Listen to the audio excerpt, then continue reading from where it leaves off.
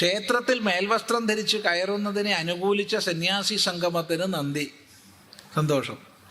എന്നാൽ വൃത്തിയും ശുദ്ധിയുമുള്ള ഏത് വസ്ത്രം ധരിച്ചും ഏത് ക്ഷേത്രവിശ്വാസിക്കും ക്ഷേത്രത്തിൽ കയറാൻ അനുവാദം നൽകുകയല്ലേ ഏറ്റവും ഉത്തമം?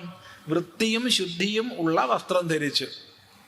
ഒറ്റ വാക്കിൽ ഒതുക്കാൻ നമുക്ക് ക്ഷേത്രാന്തരീക്ഷ ശുദ്ധി പാലിച്ച്. ശരിയാണല്ലോ?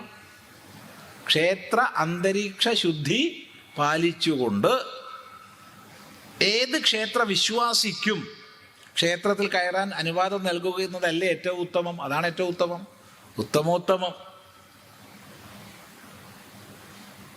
അവിടെ അവൻ്റെ മതമൊന്നും ചോദിക്കേണ്ട ആവശ്യമില്ല. ഒന്ന്, ക്ഷേത്രവിശ്വാസിയാണോ?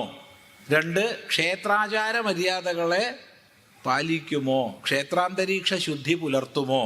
അയാൾക്ക് തീർച്ചയായിട്ടും കയറാം. അല്ലാതെ ഞാൻ ഹിന്ദു ആണെന്നും പറഞ്ഞ് നടക്കുന്നവൻ മദ്യപിച്ച് ലക്കും കെട്ട് വന്നാൽ അവനെ കയറ്റേണ്ട ആവശ്യമുണ്ടോ? ഇല്ല. ഞാൻ ഹിന്ദു ആണെന്ന് പറയുന്ന ഒരാൾ ചോദിക്കുക, അവിടെയാണോ നിങ്ങളുടെ കൃഷ്ണൻ? കയറ്റേണ്ട ആവശ്യമില്ല.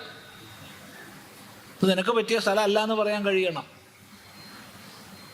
അതുകൊണ്ട് അവിടെ മതം നോക്കിയിട്ടല്ല, ക്ഷേത്രവിശ്വാസിയായിരിക്കണം, ക്ഷേത്രാചാര മര്യാദ പാലിക്കണം. ഇതാണ് നമ്മുടെ അഭിപ്രായം.